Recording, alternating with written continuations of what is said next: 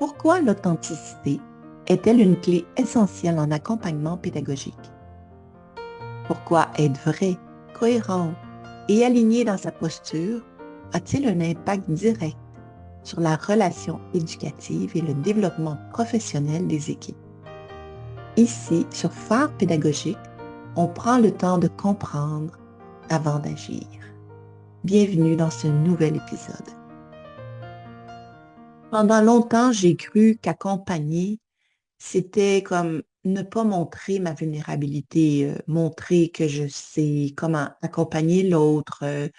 C'était aussi, mais j'ose pas tout révéler de moi. Est-ce que l'autre est vraiment disponible à m'entendre? J'ai cru qu'il fallait que j'apporte toutes les bonnes réponses et que je devais montrer l'exemple sans laisser voir mes doutes.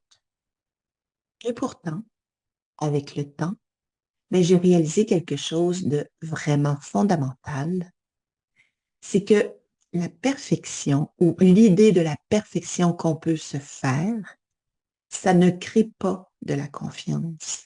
Au contraire, ça crée, comme ça renforce le sentiment de performance.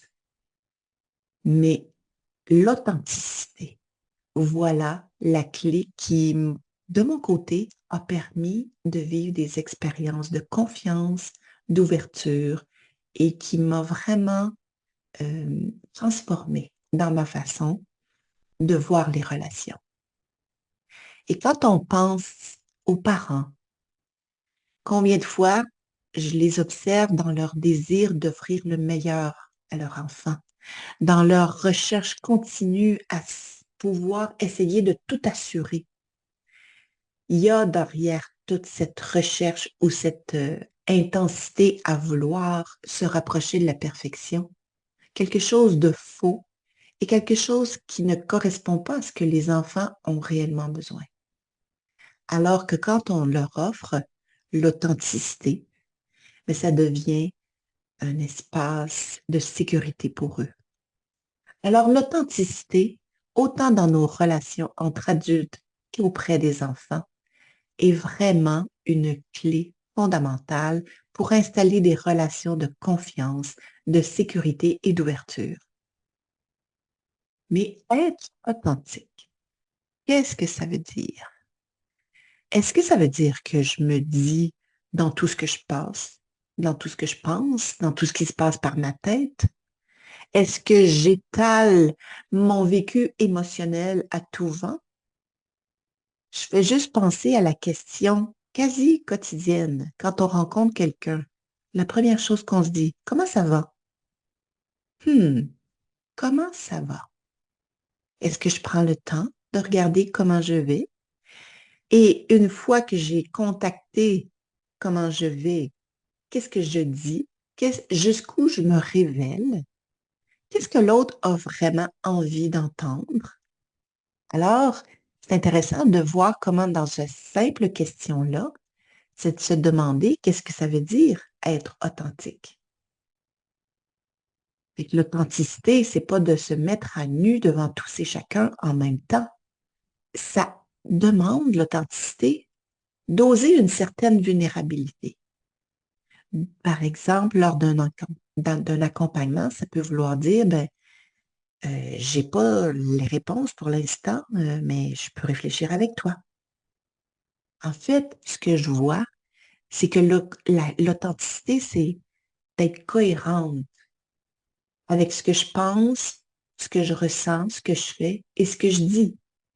Il y a l'expression, hein, est-ce que les babines vont avec les bottines? Et plus j'ose l'authenticité dans mes relations, plus je découvre que j'ai un impact différent. Et ça me rappelle quand j'ai donné pendant quelques années un cours sur le leadership. Et le leadership, mais c'est l'art d'avoir de l'influence sur son entourage, d'avoir de l'impact autour de soi. Et comment avoir encore plus d'influence? Ben, c'était exactement ça. Comment être encore plus dans l'authenticité? Comment être de plus en plus finement en cohérence avec ce que je suis réellement, avec mes valeurs, avec ce qui m'habite. Essayez le plus possible de ne pas jouer de game. Jouer un personnage qui sait, jouer un personnage qui est au-dessus des enjeux qui sont là. C'est quelque chose qui se ressent dans notre manière d'être. Ce que je dis, je le vis réellement. Je le ressens, je le pense. Souvent dans mes formations, je vais apporter l'idée que moi, je n'enseigne pas de la théorie morte. J'enseigne de la théorie vivante. C'est-à-dire que ce que j'enseigne comme théorie, mais je l'ai vécu, je l'ai analysé, j'ai fait de l'introspection avec cette théorie-là. Et ça fait toute la différence. Alors, plus j'adopte cette posture d'authenticité, plus je vois que j'ai de l'impact autour de moi. Parce que les échanges sont encore plus vrais. Il y a de l'ouverture qui se crée. Il y a de la vulnérabilité qui est osée de part et d'autre. Alors, en CPE, comment pourrait se vivre l'authenticité? Parce que les équipes sont très sensibles à cette authenticité professionnelle. Elles perçoivent rapidement quand une posture est jouée, quand un discours n'est pas vrai, n'est pas aligné avec les actions, quand les bottines ne vont pas avec les babines. Quand une direction ou un agent de soutien pédagogique dit vouloir soutenir, mais qu'intérieurement, elle est dans le jugement. Quand elle parle de bienveillance, mais qu'en fait, elle n'écoute pas vraiment. Quand elle prône l'autonomie, mais qu'au quotidien, elle a tendance à contrôler. Alors, ce qu'on découvre, c'est que être authentique, ça demande d'être en relation intime avec soi-même, d'être capable de se regarder agir, d'être conscient de nos pensées, parce que notre non-verbal dit ce qui se passe dans notre tête. Alors, si je suis en train de te juger, tu vas le ressentir par mon non-verbal. À l'inverse, quand l'accompagnement est authentique, mais ça fait que tu vas sentir que ce que je dis, ça correspond à ce que je ressens réellement. Tu vas ressentir la bienveillance que je dis que je veux t'offrir. Tu vas la ressentir dans mon ton de voix, dans les mots que je vais choisir. Tu vas me voir dans ma vulnérabilité et dans mes zones de doute que je vais assumer et que je vais partager avec toi. L'authenticité, c'est une façon d'être qui demande de la sécurité intérieure. Cette sécurité intérieure-là, ça veut dire que je suis capable d'accepter et d'accueillir ce qui se passe en moi. Si je suis envahie par une émotion, je suis capable de le reconnaître et de le mettre en toute transparence dans notre échange.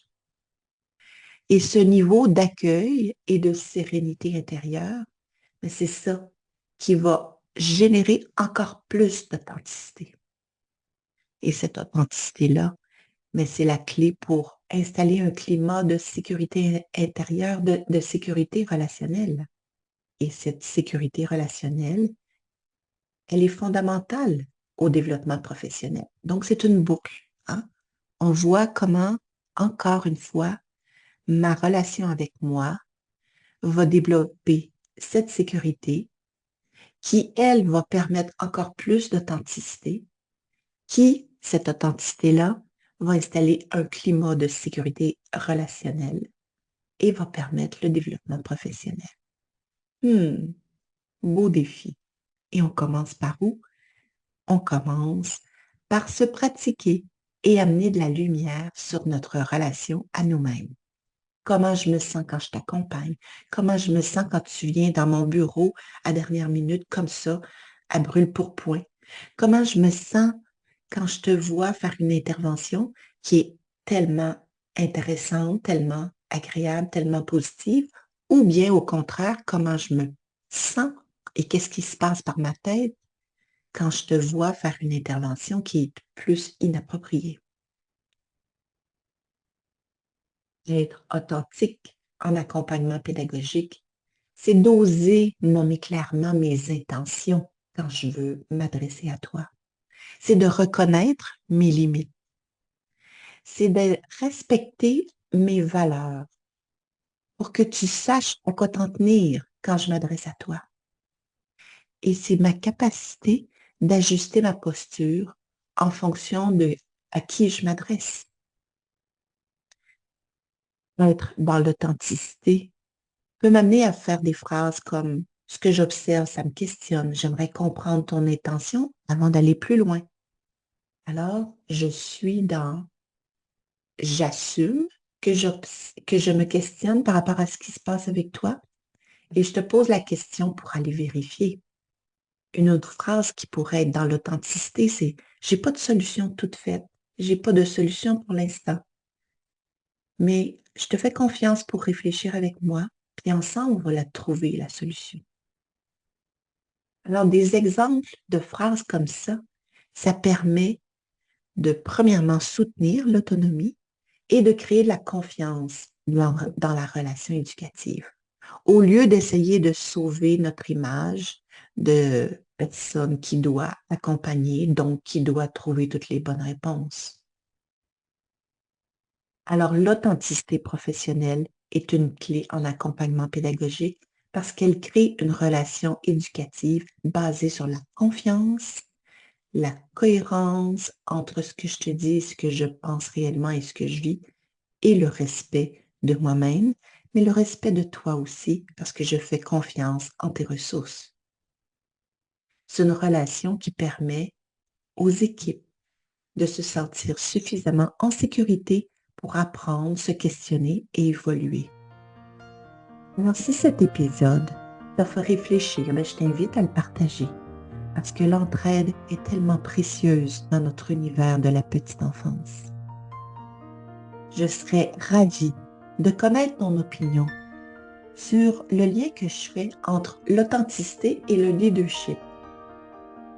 Sûrement comme gestionnaire ou comme agent de soutien pédagogique, tu as exercé ton leadership. Alors, qu'est-ce que tu en penses de ce lien avec l'authenticité? Et si tu ressens le besoin d'un accompagnement pédagogique, authentique, bienveillant et ajusté à qui tu es, tu trouveras les informations pour me contacter dans la description de cet épisode. Mon nom est Suzanne Dano. Tu écoutes Phare pédagogique, un espace pour offrir un éclairage bienveillant et dans toute conscience. Merci pour ton engagement envers la relation éducative et à très bientôt.